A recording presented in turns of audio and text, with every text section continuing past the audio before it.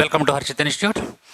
విజయవాడ మహానగరంలో 2009 సంవత్సరంలో ప్రారంభించబడి అనేక వేల మంది అభ్యర్థులను ప్రభుత్వ ఉద్యోగులుగా తీర్చిదిద్దిన మన హర్షిత్ ఇన్స్టిట్యూట్ గత 12 సంవత్సరాల్లో సుమారు 18,000 మందిని ప్రభుత్వ ఉద్యోగులుగా తీర్చిదిద్దింది. ఇప్పటి వరకు 5 సార్లు నిర్వహించినటువంటి ఈ యొక్క నోటిఫికేషన్స్లో అనేక సార్లు స్టేట్ ఫస్ట్ సాధించినటువంటి ఘనత మన Harshit ఇన్స్టిట్యూట్ది.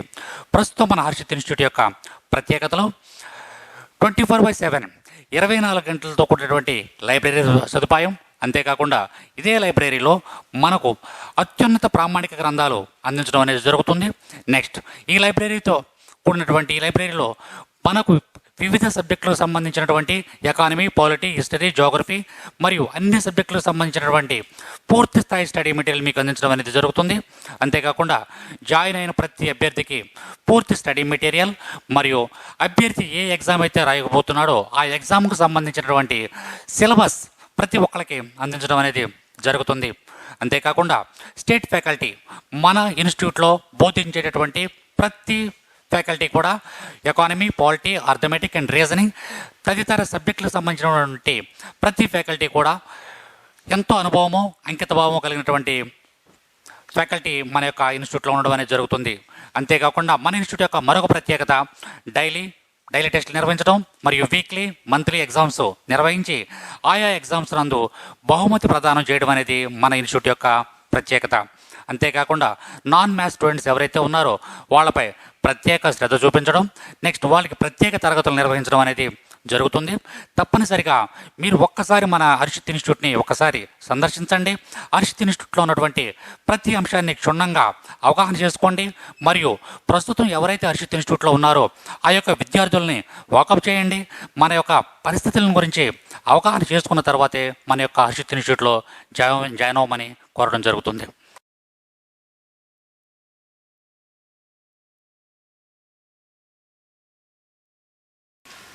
Welcome to Harshit institute. Current అఫైర్స్లో భాగంగా ఇటీవల కాలంలో జరిగినటువంటి మోస్ట్ ఇంపార్టెంట్ ఈవెంట్స్ ఏమైతే ఉన్నాయో వాటి గురించి రెగ్యులర్గా మనం ఏ విధంగా అయితే డిస్కస్ చేస్తున్నామో అదేవిధంగా కొన్ని ఇంపార్టెంట్ బిట్స్ తీసుకుందామండి. తీసుకుని వాటి గురించి డిస్కస్ చేద్దాం. వాటిలో మనకి ఫస్ట్ బిట్ చూసుకున్నట్లయితే ఇటీవల డేవిడ్ బార్నియా మొసాద్ అధిపతిగా నియమితులయ్యారు. ఇక్కడ మనకి పేరు గుర్తుంచుకోవాలి, డేవిడ్ బార్నియా మొసాద్. ఈయన అధిపతిగా ఇటీవల కాలంలో నియమితులయ్యారు. ఆయన ఏ ఏజెన్సీకి అయితే ఇక్కడ అది ఒక ఏజెన్సీ ఏంటంటే మొసాద్ గూఢాచారి ఏజెన్సీ. మొసాద్ అనేటువంటి గూఢాచారి ఏజెన్సీకి ఆయన హెడ్గా నియమితులవ్వడం అనేది జరిగింది. ఆయన పేరు డేవిడ్ బార్నియా మొసాద్. డేవిడ్ బార్నియా మొసాద్ అనే వ్యక్తి ఇటీవల కాలంలో హెడ్గా నియమించబడడం అనేది జరిగింది. ఏ దేశానికి అధిపతిగా నియమించబడ్డారు? ఇక్కడ మనకి 4 ఆప్షన్లు ఇచ్చుకున్నాం. United Kingdom, United States of America, Israel, United Arab Emirates. ఇక్కడ మనకి ఇది ఒక గూఢాచారి సంస్థ. బిట్టి ఏ విధంగా అడగవచ్చు, ఈయన పేరు అడగవచ్చు, డేవిడ్ బార్నియా. ఈయన మొసాద్ అనేటువంటి ఒక ఏజెన్సీకి అధిపతిగా నియమించబడడం అనేది జరిగింది. మొసాద్ అనేటువంటి గూఢాచారి సంస్థ ఏ దేశానికి చెందినది? బిట్ అంతేనండి. మొసాద్ అనేటువంటి గూఢాచారి సంస్థ ఏ దేశానికి సంబంధించినటువంటిది? UK, America, Israel and UAE. ఇక్కడ మనకి ఆన్సర్ చూసుకున్నట్లయితే దట్ ఈస్ ఇజ్రాయెల్. ఇక్కడ మనకి ఆన్సర్ ఏంటంటే ఇజ్రాయెల్. డేవిడ్ బార్నియా అనేటువంటి వ్యక్తి ఇజ్రాయెల్కి సంబంధించినటువంటి మొసాద్ అనేటువంటి స్పై ఏజెన్సీకి ఇటీవల కాలంలో ఆయన అధిపతిగా నియమించబడడం అనేది జరిగింది. ఆల్రెడీ మనం గత క్లాసుల్లో చెప్పుకున్నాం ఇజ్రాయెల్ యొక్క పరిస్థితి. తప్పనిసరిగా ఇజ్రాయెల్ మీద మనకి కాంపిటేటివ్ ఎగ్జామ్స్లో బిట్ ఉంటుంది ఇజ్రాయెల్ గురించి. ఎందుకంటే ఇజ్రాయెల్ మరియు పాలస్తీనా మరియు గాజా స్ట్రిప్ దానికి సంబంధించినటువంటి పరిస్థితులన్నీ కూడా మీరు తప్పనిసరిగా ఒకసారి చూడండి.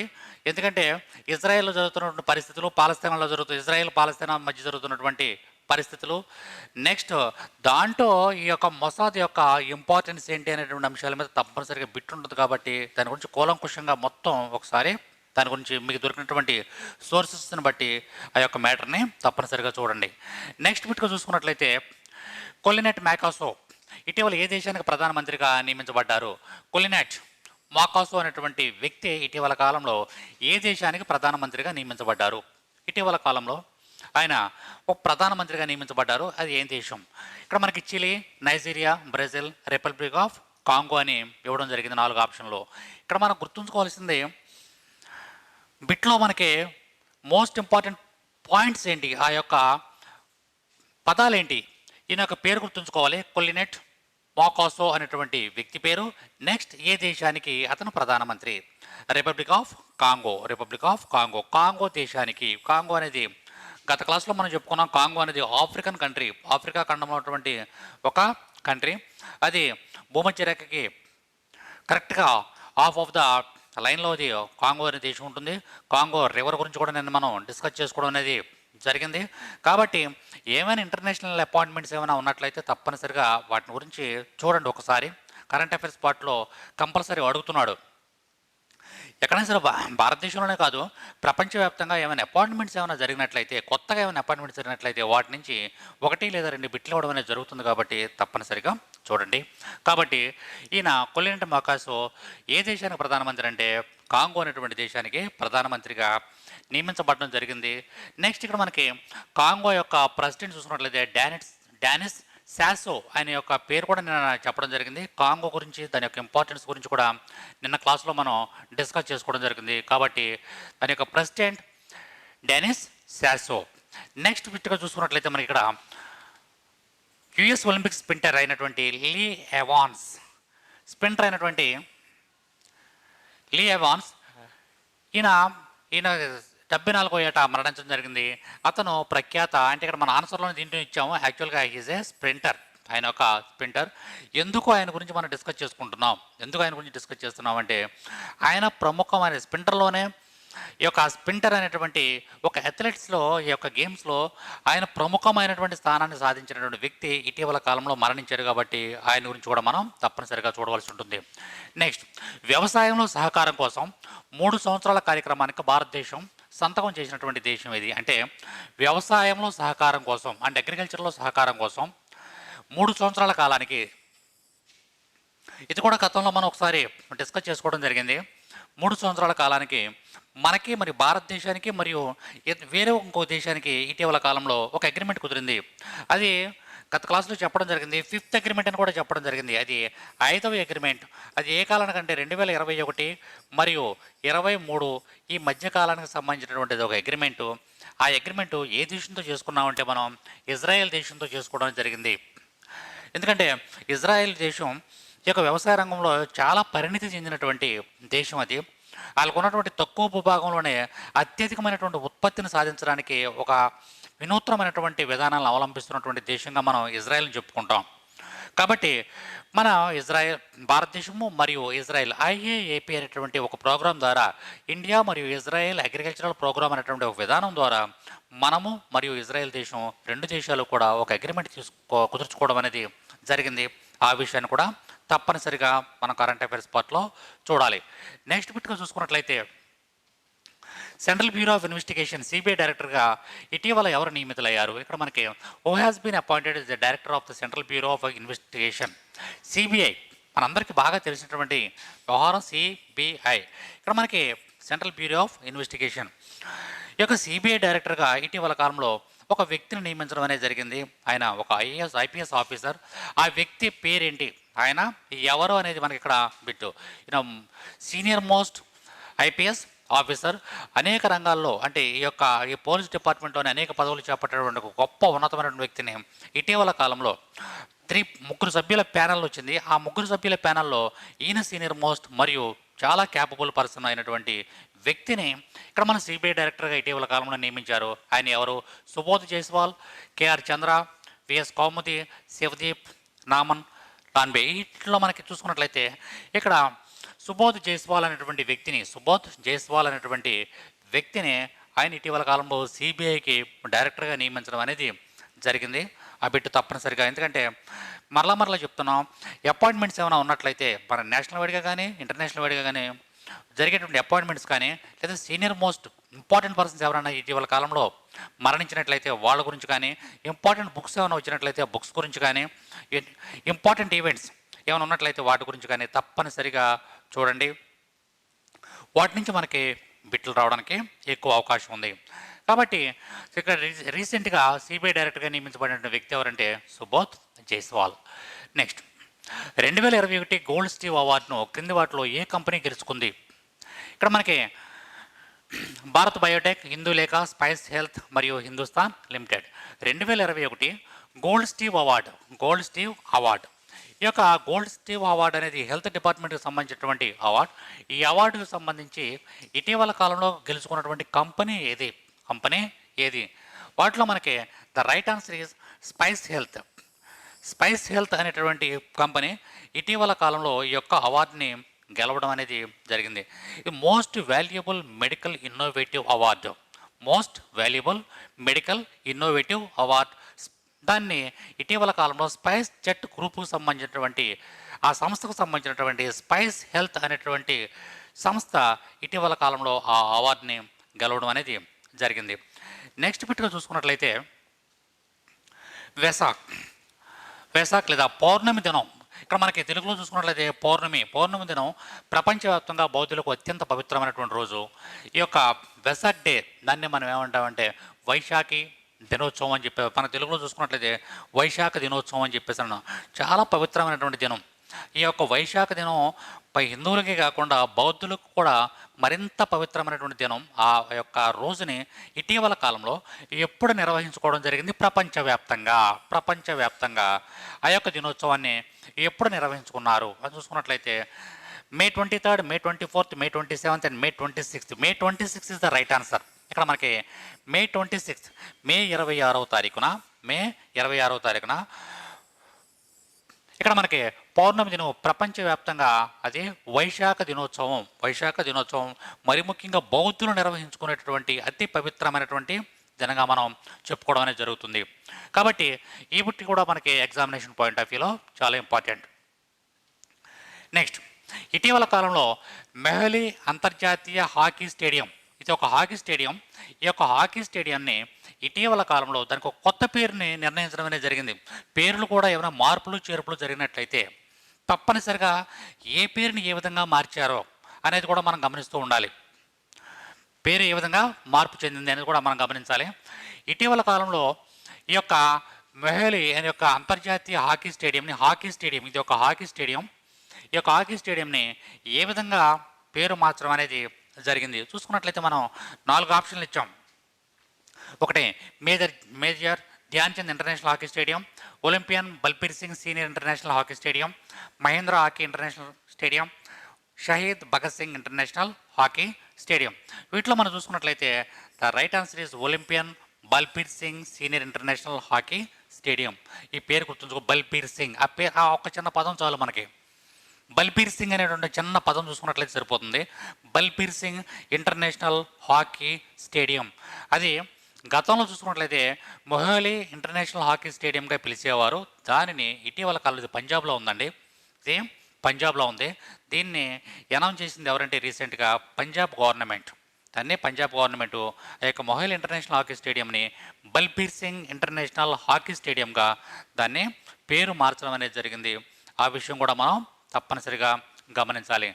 నెక్స్ట్ బిట్గా చూసుకున్నట్లయితే ఎస్బీఐ పరిశోధన ప్రకారం financial year 2021 FY21 means financial year 2021లో భారతదేశ ఆర్థిక వ్యవస్థ ఎంత శాతం అభివృద్ధి పొందుతుంది అనేది ఇక్కడ మన question. According to SBI research, what is India's economy may have contracted in financial year 2021? FY21 means financial year 2021 ప్రకారం మన గ్రోత్ ఎంత ఉండబోతుంది, భారతదేశం యొక్క గ్రోత్ ఎంత ఉండబోతుంది అనేది ఇక్కడ మనకి ప్రశ్న. ఇక్కడ దీంట్లో మనకి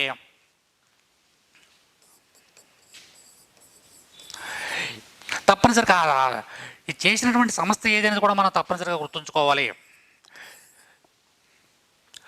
ఎకో ర్యాప్ అనేటువంటి ఒక సంస్థ, ఇది ఎస్బీఐకి సంబంధించినటువంటి సంస్థ. E C O eco wrap. ఇక్కడ ECOWRAP అనేటువంటి ఒక వింగ్, ఇది ఒక వింగ్. ఈ వింగ్ ఏం చేసిందంటే ఇటీవల కాలంలో రీసెర్చ్ చేయడం అనేది జరిగింది, ఒక పరిశోధన చేయడం అనేది జరిగింది, ఆర్థిక పరిశోధన అనే ఎస్టిమేషన్. దాని ప్రకారం చూసుకున్నట్లయితే భారతదేశ ఆర్థిక వ్యవస్థ ఎంత అభివృద్ధి చెందడానికి అవకాశం ఉంటుంది అని చూసుకున్నట్లయితే మనకి ద రైట్ ఆన్సర్ ఈజ్ 7.3%. 7.3%. మనకి బిట్ రెండు రకాలుగా కూడా అడగవచ్చు. ఒకటి ఎస్బీఐ పరిశోధన ప్రకారం లేదా ఎకోరేప్ అనేటువంటి సంస్థ ఇది దేనికి సంబంధించింది అంటే ఎస్బీఐకి సంబంధించింది. దీని ప్రకారం భారతదేశం యొక్క ఆర్థిక వ్యవస్థ ఎంత అభివృద్ధి చెందుతుందంటే 7.3%. ఇక్కడ మనకి రెండు రకాలుగా మనం అటు ఎకానమీ పార్ట్లో కానీ కరెంట్ అఫైర్స్ పార్ట్లో కానీ రెండు పార్ట్లో కూడా ఇది మనకి చాలా చాలా ఇంపార్టెంట్. ఎందుకంటే ఏదైనా రీసెర్చ్ చేసి భారత ఆర్థిక వ్యవస్థ యొక్క అభివృద్ధిని ఎంత డెవలప్ అవుతుందనేటువంటి బిట్ అడగడానికి అవకాశం ఉంది. కాబట్టి ఇది కూడా మనం తప్పనిసరిగా చూడవలసి ఉంటుంది. నెక్స్ట్ బిట్గా చూసుకున్నట్లయితే అడ్డు నగరంలో కొత్త కాన్సులేట్ జనరల్ ఆఫ్ ఇండియాను ప్రారంభించడానికి ఏ క్యాబినెట్ ఆమోదం తెలిపింది? ఇక్కడ ఈ యొక్క ఏడిడియు cabinet approves opening a new consulate general of India in Addu city. ఇక్కడ అడ్డు అనేటువంటిది ఒక సిటీ పేరు అనేది. ఈ యొక్క సిటీలో ఇటీవల కాలంలో భారతదేశం ఒక కాన్సులేట్ జనరల్ ఆఫ్ ఇండియాను స్థాపించింది. అది ఏ దేశంలో? Oman, Bhutan, Bangladesh and Maldives. The right answer is Maldives. మాల్దీవ్స్లో ఇక్కడ మనకి గతంలో కూడా మనం డిస్కస్ చేసుకోవడం జరిగింది. ఏదైనా ఒక దేశం కానీ ఒక రాష్ట్రం కానీ నెక్స్ట్ ఏదైనా ఒక ప్రాంతం కానీ వచ్చినప్పుడు తప్పనిసరిగా మనం మ్యాప్ ఫాలో అవుతూ ఉండాలని చెప్పడం జరిగింది. తప్పనిసరిగా మ్యాప్ ఫాలో అవుతూ ఉండండి. అసలు మాల్దీవ్స్ ఎక్కడ ఉన్నాయి, లక్షద్వీపులు ఎక్కడ ఉన్నాయి, అండమాన్ నికోబార్ ఐలాండ్స్ ఎక్కడ ఉన్నాయి, ఈ యొక్క అండమాన్ నికోబార్ ఐలాండ్స్లో చిట్ట చివరి ప్రాంతం ఏది, నెక్స్ట్ అదేవిధంగా అండమాన్ నికోబార్ ఐలాండ్స్ ని క్రాస్ చేస్తూ వెళ్ళేటటువంటి అక్షాంశాలు ఏ అక్షాంశం వెళ్తుంది, నెక్స్ట్ అదేవిధంగా మనకి ఈ యొక్క అండమాన్ మరియు నికోబార్ ఐలాండ్స్ని డివైడ్ చేస్తున్నటువంటి రేఖ ఏది, నెక్స్ట్ అండమాన్ నికోబార్ ఐలాండ్స్లో ఉన్నటువంటి అతిపెద్ద పర్వత శిఖరం ఏది అనేది అన్నింటినీ కూడా మనం చూడాలంటే తప్పనిసరిగా మనం ఏంటంటే మ్యాప్ ఎక్కువ ఫాలో అవుతూ ఉండాలి. అదేవిధంగా మాల్దీవ్స్, ఇక్కడ మనకి మాల్దీవ్స్లో ఇటీవల కాలంలో కాన్సులేట్ జనరల్ ఆఫ్ ఇండియాను ఇటీవల కాలంలో మన భారత క్యాబినెట్ ఇటీవల అప్రూవ్ చేయడం అనేది జరిగింది నరేంద్ర మోడీ గారి యొక్క ఆధ్వర్యంలో. ఇక్కడ మనకి ఈ యొక్క మాల్దీవ్స్ యొక్క క్యాపిటల్ మాల్దీవ్స్ యొక్క కరెన్సీ చూసుకున్నట్లయితే రూపియా. ఇక్కడ మనకి రూపియా కదండి, RUFIYAA.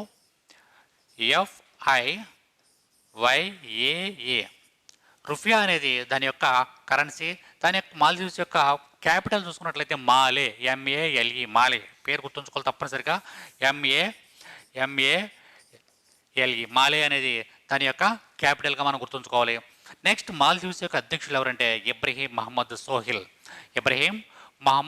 సోహిల్ దాని యొక్క అధ్యక్షులుగా ప్రజెంట్ ఉన్నారు.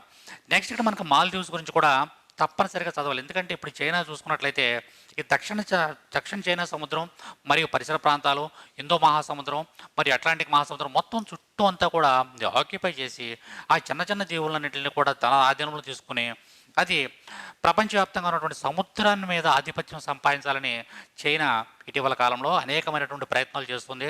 వాటిలన్నింటిలో భాగమే మాల్దీవ్స్ను కూడా అది క్యాప్చర్ చేయాలని చెప్పేసి చైనా చూస్తుంది. అనేక వివాదాలు జరుగుతున్నాయి, మనందరికీ తెలుసు. దక్షిణ చైనా వివాదము అనేది కూడా ఒక టాపిక్.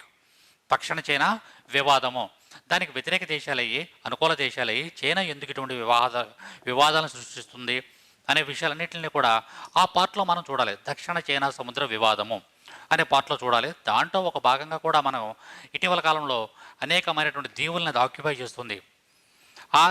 కనుక భారతదేశం కూడా ముందే ఏం చేస్తుందంటే మాల్దీవ్స్కి అనేకమైనటువంటి ఇన్సెంటివ్స్ ప్రకటిస్తుంది. అదేవిధంగా కోవిడ్కి సంబంధించినటువంటి కోవిడ్ వ్యాక్సిన్ కూడా మన మాల్దీవ్స్కి ఫ్రీగా పంపించడం అనేది జరిగింది. సరే, ఏదేమైనప్పటికీ కూడా ఇటీవల కాలంలో మాల్దీవుల్లో కాన్సులేట్ జనరల్ ఆఫ్ ఇండియాను ఇటీవల కాలంలో ఏ నగరం అంటే అడ్డు అనేటువంటి నగరంలో ప్రారంభించడం జరిగింది. ఎవరి యొక్క ఆధ్వర్యంలో అంటే మన ప్రైమ్ మినిస్టర్ నరేంద్ర మోడీ గారి యొక్క ఆధ్వర్యంలో యొక్క క్యాబినెట్ అప్రూవల్ చేసింది. దాని యొక్క క్యాపిటల్ మాలే, దాని యొక్క కరెన్సీ రూపియా, దాని యొక్క అధ్యక్షులు చూసుకున్నట్లయితే ఇబ్రహీం మహమ్మద్ సోహిల్. కాబట్టి ఈ విషయాలన్నీ కూడా తప్పనిసరిగా మనం గుర్తుంచుకోవాల్సి ఉంటుంది. ఏమైతే మనం కరెంట్ అఫైర్స్ పార్ట్లో ఇస్తున్నామో వాటిలన్నింటినీ కూడా రెగ్యులర్గా ఫాలో అవుతూ ఉండండి, నోట్స్ రాస్తూ ఉండండి. నెక్స్ట్ ఇక్కడ మనకి ఏమైనా ఇంపార్టెంట్ ఇన్సిడెంట్స్ జరుగుతున్నట్లయితే ఆ ఇన్సిడెంట్స్ దానికి సంబంధించినటువంటి మ్యాటర్ అంతా కూడా మీరు నోట్స్ రూపంలో రాస్తూ ఉండండి. Next as early as possible మనకి క్యాలెండర్ రావడానికి ఎక్కువ అవకాశం ఉంది. ఆ క్యాలెండర్ బహుశా ఈ మన గవర్నమెంట్ ఏపీ గవర్నమెంట్ చూసుకున్నట్లయితే ఈ నెలాఖరికి అని చెప్పేసి అన్నది ఒకవేళ రావచ్చు, నెలాఖరికి రావచ్చు, లేదంటే 100% నెక్స్ట్ మంత్ అయినా సరే కంపల్సరీ క్యాలెండర్ రిలీజ్ అవుతుంది. కాబట్టి మన కరెంట్ అఫైర్స్ మిగిలిన ఎప్పటికప్పుడు మనం చదువుతూనే ఉంటాం, కానీ కరెంట్ అఫైర్స్ మీద రెగ్యులర్గా 1 గంట 2 గంటలు కరెంట్ అఫైర్స్కి కేటాయించండి. ఎందుకంటే ఇప్పుడు అడిగే బిట్లన్నీ కూడా ఎకానమీ, పాలిటీ, జోగ్రఫీ ప్రతిదీ కూడా కరెంట్ అఫైర్స్ బేస్డ్ ఈ యొక్క సబ్జెక్ట్ అడుగుతున్నాడు కాబట్టి రెగ్యులర్గా ఫాలో అవుతుండండి. అదేవిధంగా మన హర్షిత్ ఇన్స్టిట్యూట్ యొక్క మొబైల్ యాప్ని తప్పనిసరిగా ఇన్స్టాల్ చేయండి, మర్చిపోవద్దు. ప్రతి క్లాస్లో కూడా మీకు రిమైండ్ చేయడం జరుగుతుంది. ఇప్పటికే మనకి చాలామంది సబ్స్క్రైబర్స్ ఉన్నారు. అదేవిధంగా మన మొబైల్ యాప్ని ఇన్స్టాల్ చేయండి, మన క్లాసుల్ని రెగ్యులర్గా ఫాలో అవుతుండండి, క్లాసుల్ని మీ ఫ్రెండ్స్కి షేర్ చేస్తూ ఉండండి. Thank you very much.